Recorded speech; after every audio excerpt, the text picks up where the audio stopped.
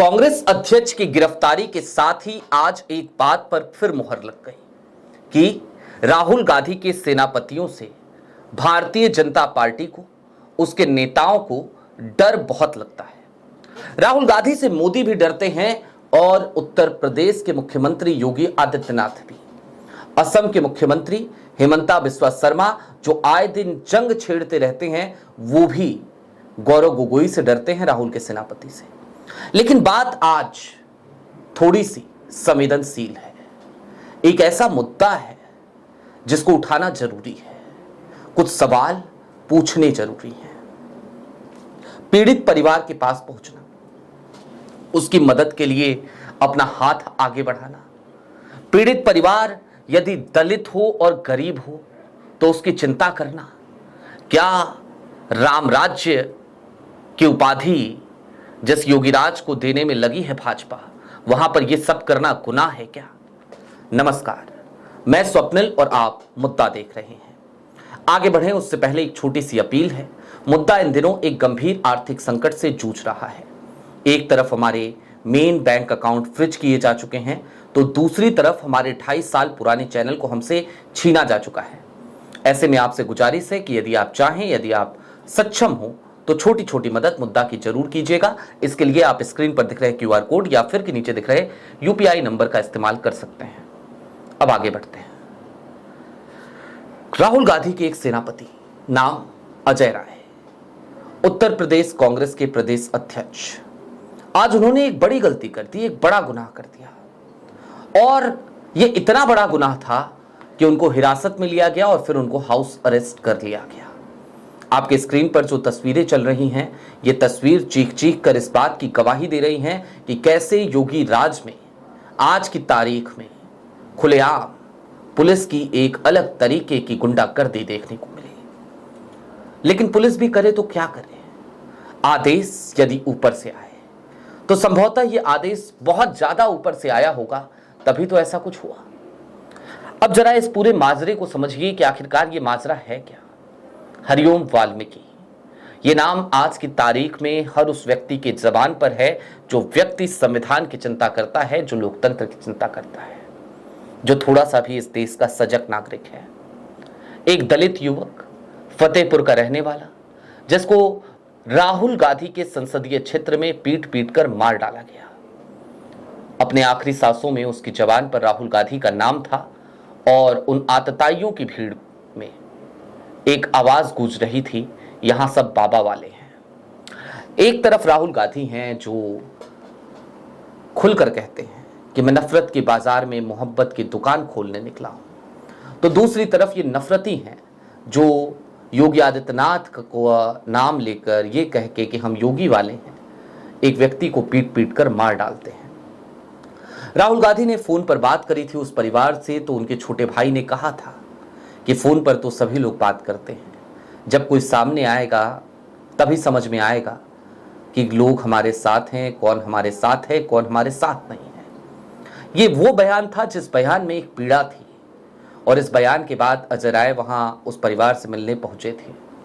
लेकिन आज की तारीख में एक बार फिर अजय राय वहां जा रहे थे, और इस बार सिर्फ सांत्वना देने, सिर्फ मिलने नहीं जा रहे थे। अजय राय उस परिवार से जब पहले मिले तो उस परिवार की माली हालत को देखा, उस परिवार की आर्थिक स्थिति को देखा, उस परिवार की मजबूरियों को समझा, उस परिवार की तकलीफों को, दर्द को, पीड़ा को महसूस किया।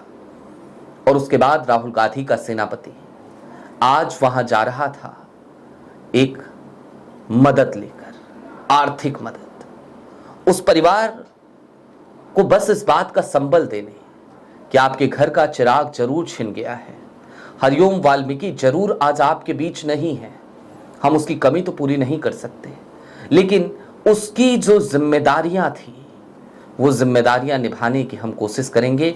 ये कुछ पैसे रखिए, ये एक आर्थिक मदद रखिए, और हम आपके साथ हैं आपके परिवार की जिम्मेदारी उठाने के लिए। राहुल गांधी खुद भी ना जाने कितने लोगों की इस तरीके से मदद करते हैं। आपको याद ही होगा सुल्तानपुर से लौटते वक्त जिस मोची की उन्होंने मदद करी। आपको याद ही होगा सब्जी की दुकान वाले, सब्जी के ठेले वाले, उनकी मदद राहुल गांधी ने करी। कर्ज में डूबे थे वो, उनसे राहुल गांधी की मुलाकात हुई, राहुल गांधी ने उन्हें अपने घर बुलाया, उनकी मदद करी, उनके कर्ज को, उनकी दुश्वारियों को दूर किया। कांग्रेस आज की तारीख में ये बहुत ही, राहुल गांधी जब से कांग्रेस की कमान को पूरी तरीके से अपने हाथों में ऐसा लगता है ले चुके हैं, तब से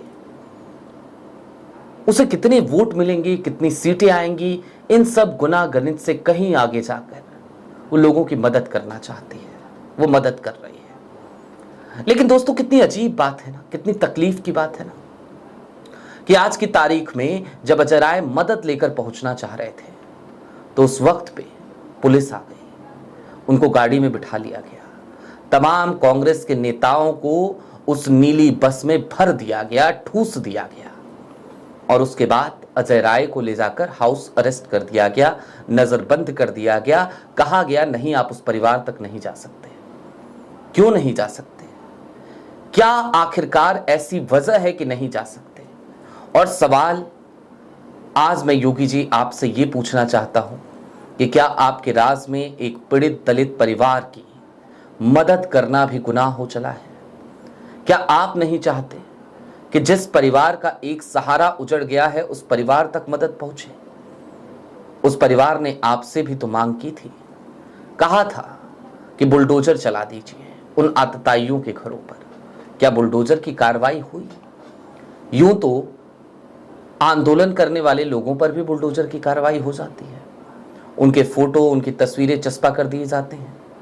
तो फिर भला उन आतताइयों को आइडेंटिफाई करके, जिन्होंने आपका नाम भी खराब किया, जिन्होंने नेता प्रतिपक्ष का नाम लेने पर हरिओम वाल्मीकि के मुंह पर बोला, उस मरते हुए व्यक्ति को बोला यहां सब बाबा वाले हैं, उसके गर्दन पर पैर रख दिया, ब्रूटली मर्डर किया गया, उसका हत्या की गई, उसकी आपके राम राज्य में की गई। आप जिसे राम राज्य कहते हैं उस राम राज्य में आपकी पुलिस मूक दर्शक बनी रही। उसके बाद भी यदि उस परिवार को मदद पहुंचाने की विपक्षी दल कोशिश कर रहे हैं तो आपको तकलीफ है।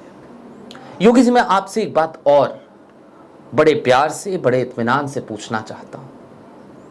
आपने अभी हालिया दिनों में एक बार फिर कह दिया, बटेंगे तो कटेंगे। योगी जी, ये नारे क्या आपको बेमानी नहीं लगते? आप तो खुद कहते हैं कि मुझे क्षत्रिय होने पर गर्व है। अपने जातिगत स्वाभिमान से बाहर ना निकल पाने वाले उत्तर प्रदेश के मुखिया इस बात को कहने का अधिकार कैसे रखते हैं कि बटेंगे तो कटेंगे? ये जो दलित व्यक्ति पीट पीट कर मार डाला गया, अगर इसकी जगह पर कोई और होता तो क्या इसी तरीके से, ढुलमुल तरीके से कार्रवाई हो रही होती?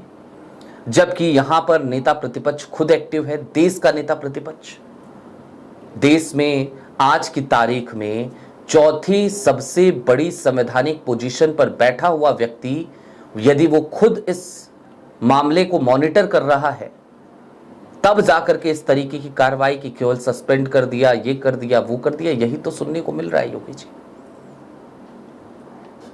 अब दोस्तों, चलते चलते कुछ चीजें और समझने की जरूरत है।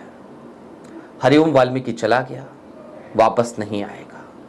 उस परिवार का सहारा उजड़ चुका है। हरिओम वाल्मीकि की मां अपने घर के बरामदे में चारपाई पर लेटे लेटे आज की तारीख में टकटकी लगाकर सड़क की तरफ देखती है। उसे अपने उस बेटे का इंतजार है जो बेटा निकला था अपने घर से अपनी पत्नी को लेकर आने, निकला था उस घर की बहू को लेकर आने, लेकिन ना बहू आई ना बेटा आई। अगर कुछ तो वो बेटे की अर्थी जो आई, उठी, शमशान तक गई और फिर पंचतंत्र में हरिओम विलीन हो गया। शब्द नहीं है मेरे पास इस कहानी को, इस दर्द को, इस पीड़ा को बयां करने के लिए। लेकिन यदि हम इतनी दूर बैठे इन चीजों को समझ पाते हैं तो क्या योगी आदित्यनाथ, जो हरिओम वाल्मीकि के भी कस्टोडियन थे, जो उत्तर प्रदेश के मुखिया हैं, जो अभिभावक हैं उत्तर प्रदेश के हर नागरिक के, क्या वो उस परिवार की पीड़ा को समझ नहीं पा रहे? और अगर नहीं समझ पा रहे तब भी मुझे आपसे तकलीफ नहीं, मुझे तकलीफ इस बात से है योगी जी कि आप समझें या ना समझें, लेकिन जो लोग उस पीड़ा को, उस तकलीफ को समझ रहे हैं, वो लोग अगर वहाँ जाना चाहते हैं तो उन्हें जाने से आप क्यों रोक रहे हैं? उन्हें तो वहाँ पहुँचने दीजिए। उस पीड़ित परिवार तक किसी मददगार को तो पहुँचने दीजिए, किसी के हाथ को उस परिवार का सहारा तो बन जाने दीजिए। मैं उम्मीद करता हूं योगी जी, आप इतने निष्ठुर तो नहीं होंगे, आप इतने कठोर तो नहीं हो सकते, आप इतने निर्दयी तो नहीं हो सकते कि उस परिवार तक आप मदद भी ना पहुंचने दें, जबकि वो मदद आपकी तरफ से नहीं जा रही, विपक्षी दल की तरफ से जा रही है। नया भारत बनाने की बात मोदी जी करते हैं, अच्छी बात है, लेकिन क्या उस नए भारत में और आपके राज में, इस नए उत्तर प्रदेश में, हमें इस तरीके की तस्वीरें भी देखने को मिलेंगी कि कोई मदद करना चाहे तो उसे गिरफ्तार किया जाए, हिरासत में लिया जाए? और क्या ये डर नहीं है तो क्या है? और ये डर किस बात का है? नेता प्रतिपक्ष की बढ़ती हुई लोकप्रियता का, या कांग्रेस द्वारा फिर से इस सड़क पर उतर जाने का? अभी के लिए दीजिए इजाजत। चलते चलते फिर वही अपील, चैनल पे नए हों तो सब्सक्राइब करते हुए जाइएगा, सक्षम हो तो छोटी छोटी मदद मुद्दा की जरूर कीजिएगा। बहुत शुक्रिया।